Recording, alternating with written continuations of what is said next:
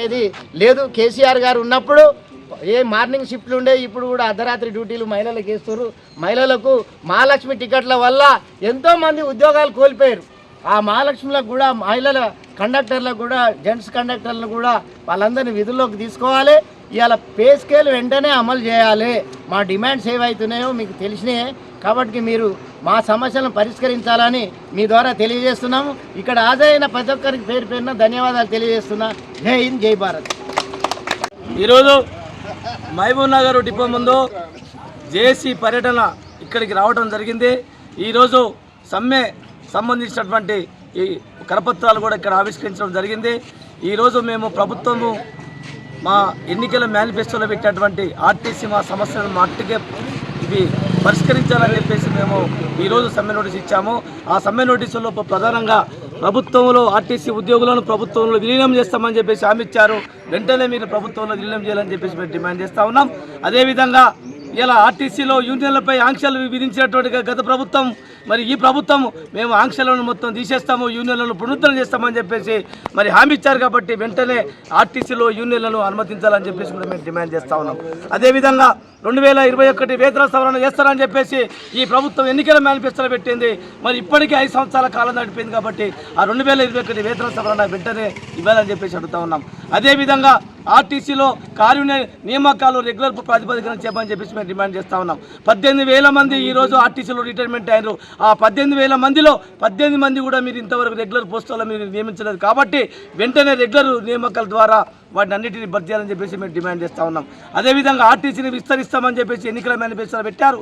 ఇదే ఆర్టీసీని విస్తరించకుండా ఈరోజు ప్రైవేట్ ఎలక్ట్రిక్ బస్సుల పేరుతో టోటల్గా ఆర్టీసీని మొత్తం నిర్వీర్యం చేసేటువంటి కుట్ర ఈ కాంగ్రెస్ ప్రభుత్వం చేస్తున్నది. కాబట్టి వెంటనే ప్రైవేట్ ఎలక్ట్రిక్ బస్సుల బదులు ఆర్టీసీ ఎలక్ట్రిక్ బస్సులే ఈ ప్రభుత్వం కొని ఆర్టీసీలకు ఇవ్వాలని చెప్పేసి కూడా మేము అడుగుతా ఉన్నాం. అదేవిధంగా అవుట్సోర్సింగ్ మరి కాంట్రాక్ట్ విధానాన్ని వెంటనే ఆర్టీసీలో లేకుండా చేయాలని చెప్పేసి వారి ప్లేస్లలో మరి రెగ్యులర్ ఉద్యోగాలను నియమించాలని చెప్పేసి ఈ యొక్క ప్రభుత్వాన్ని మేము డిమాండ్ చేస్తూ ఉన్నాం. ఒకవేళ మేము సమ్మె నోటీస్ ఇచ్చాము ఈ నెల మార్చి 13వ తారీఖు నాడు, ఇప్పటి వరకు 15 రోజులు అవుతున్నప్పటికీ కూడా 15 రోజులు 2 వారాలుగా వస్తున్నప్పటికీ కూడా ఇంతవరకు కూడా ప్రభుత్వం ఈ సమస్య పరిష్కారానికి చొరవ చూపెట్టకుండా అసెంబ్లీలో దాటవేసే ధోరణి ఇలా గత ప్రభుత్వాన్ని మీద ఎదురుదాడి చేస్తున్నది తప్ప మరి ఈ ప్రభుత్వం పరిష్కరించాలనే ఉద్దేశం ఈ ప్రభుత్వంలో చిత్తవద్దు లేదు. కాబట్టి మేము రేపో మాపో లేబర్ కమిషన్ దగ్గర కన్సల్టేషన్ మీటింగ్ పూర్తి చేసుకొని సమ్మె డేట్ ప్రకటిస్తాం. మా సమస్యలు పరిష్కరించకపోతే రాష్ట్ర వ్యాప్తంగా అన్ని డిపోలలో బస్సులు మొత్తం బంద్ పెడతాం. రేపు కార్మికులందరినీ కూడా ప్రత్యక్ష పోరాటాలకు మా కార్యక్రమం మా యొక్క కార్మిక వర్గాన్ని దింపుతాం.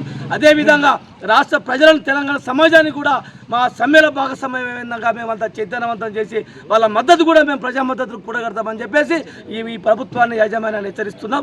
ఈదురు వెంకన్న జేసీ చైర్మన్. ఒకవేళ ప్రభుత్వం మీ డిమాండ్లను తీర్చకపోతే సో ఈ సమ్మెని ఎన్ని రోజుల పాటు మీరు కొనసాగిస్తారు? ప్రభుత్వం దిగొచ్చేంత వరకు మా సమ్మెను కొనసాగిస్తాం. ప్రభుత్వం ఎన్ని రోజులైనా పోయినసారి 53 రోజుల ఉద్యమం చేశాము, సమ్మె చేశాం.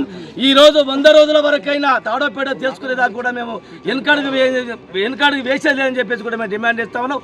అదేవిధంగా రిటైర్డ్ అయిన కార్మికులకు ఇంతవరకు సంవత్సరాలు గడుస్తున్నా కూడా వాళ్ళ సెటిల్మెంట్ చెల్లించడం లేదు. కాబట్టి వెంటనే రిటైర్డ్ అయిన కార్మికుల బకాయిలు మొత్తం చెల్లించాలి. 2017 వేతన సవరణకు సంబంధించినటువంటి ఏరియాస్ వాళ్ళకు ఇంతవరకు రాలేదు. తర్వాత సెటిల్మెంట్స్, తర్వాత గ్రాడ్యుయేటీ లీవ్ల పైసలు కూడా వాళ్ళకు రాలేదు. అన్నీ మొత్తం సెటిల్మెంట్ చేయాలని చెప్పేసి మేము అడుగుతా ఉన్నాం.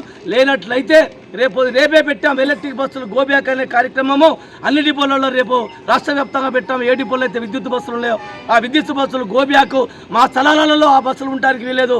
మా స్థలాలలో ప్రైవేట్ బస్సులు ఉంటారు. మా భూములు మాకే కావాలి, మా స్థలాలలో మా బస్సులే ఉండాలని ఒక స్లోగన్తో ఇవాళ ఎలక్ట్రిక్ బస్సుల గురించి రేపు కార్యక్రమం చేపట్టాం. కాబట్టి ఆ కార్యక్రమాన్ని కూడా మా కార్మికులంతా విజయవంతం చేస్తారు. ఎప్పటికైనా ఈ ప్రభుత్వం గుర్తుపెట్టుకోవాలి, ఆర్టీసీ కార్మికుల జోలికి వస్తే, ఆర్టీసీ కార్మికులను ఇబ్బందులకు గురి చేస్తే, ఆర్టీసీ కార్మికుల గోసపెట్టుకుంటే ప్రభుత్వాలే తారుమారైతాయి. అలాంటి గతి మీకు పట్టొద్దని చెప్పేసి ఈ రేవంత్ రెడ్డి గవర్నమెంట్ను కూడా మేము హెచ్చరిస్తా ఉన్నాం. కాబట్టి దయచేసి మా సామరస్యంగా మా సమస్యలు పరిష్కరించడానికి ముఖ్యమంత్రి గారే తగిన చొరవ తీసుకోవాలి. ఎందుకంటే ఈ ముఖ్యమంత్రి గారు మా మహబూబ్నగర్ జిల్లాలో ఒకప్పుడు మరి ఎంప్లాయీస్ యూనియన్కు కూడా గౌరవాధ్యక్షులుగా పనిచేసేటువంటి చరిత్ర వారికి ఉన్నది.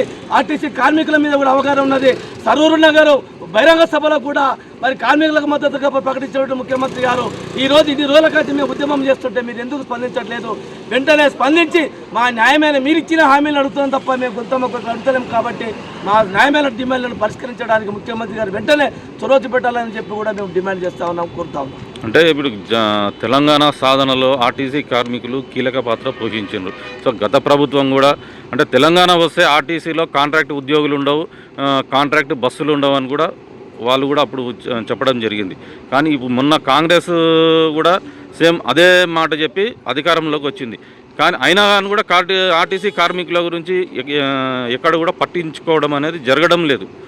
కానీ మీరు ఎన్ని సమ్మెలు చేస్తున్నా కానీ వాళ్ళు మాటలతోనే ముందుకెళ్తున్నారు తప్పితే చేతలు మాత్రం ఎక్కడ కూడా కనిపించడం లేదు. ఈరోజు మేము ప్రభుత్వంలో చిత్తశుద్ధి అనేది లేకపోవడం వల్లనే ఇవన్నీ అమలవుతున్నాయి. ఇవాళ ఇదే ప్రభుత్వానికి మేము ఒకటే అడుగుతా ఉన్నాం, మాటలతో కాదు చేతలలో చూపెట్టాలి, మీ చిత్తశుద్ధిని చూపెట్టుకోవాలి. ఆర్టీసీ సంస్థ మీద సవితి ప్రేమ చూపెట్టుకోడు కాదు, నిజమైనటువంటి మీకు ప్రేమ ఉంటే ఆర్టీసీలో కొత్త బస్సులను మీరు కొనిపెట్టండి, ఆర్టీసీకి బడ్జెట్లో డబ్బులు కేటాయించండి. ఈరోజు మా ఆర్టీసీకి రావాల్సిన బకాయిలే సుమారుగా 10,000 కోట్ల రూపాయలు బకాయిలు ఉన్నాయి. ఆ 10,000 కోట్ల రూపాయలు ఈ బడ్జెట్లో పెట్టకుండా కేవలం మహాలక్ష్మి పథకానికి 4,305 కోట్లు పెట్టడం అనేది న్యాయం కాదు. ఇప్పటికైనా ముఖ్యమంత్రి గారు వివిధ రూపాలలో ఉన్నటువంటి పద్ధతుల్లోకెళ్ళి ఆర్టీసీ కార్మికులకు న్యాయమైనటువంటి వాటా మాకు 10,000 కోట్లు మరి ఆ బడ్జెట్లో పెట్టి సవరించి మళ్ళీ మా బకాయిలు మొత్తం తీర్చాలని చెప్పేసి అడుగుతున్నాం. ఇవాళ కాంట్రాక్టు అవుట్సోర్సింగ్ కార్మికులను అందరినీ పెంచి పోషించే విధానం కూడా మానుకోవాలి. ఇలా ఆర్టీసీ పుట్టే ఖర్చు లేనిది ఇలా కాంగ్రెస్ ప్రభుత్వము ప్రైవేట్ ఏజెన్సీల ద్వారా కండక్టర్ డ్రైవర్ నియామకాలు పెట్టమన్నది కూడా మేము తీవ్రంగా వ్యతిరేకిస్తున్నాం. వీటిని వెంటనే రద్దు చేయాలి, రెగ్యులర్ ప్రాతిపదికన నియామకాలు చేపట్టాలని చెప్పేసి కూడా ఈ ప్రభుత్వాన్ని మేము డిమాండ్ చేస్తూ ఉన్నాం. రేపటి రోజున అవుట్సోర్సింగ్ కాంట్రాక్ట్ విధానం కూడా మేము ఖచ్చితంగా ఒక ప్రత్యక్ష పోరాట కార్యక్రమం తీసుకుంటామని చెప్పి కూడా మేము హెచ్చరిస్తాం.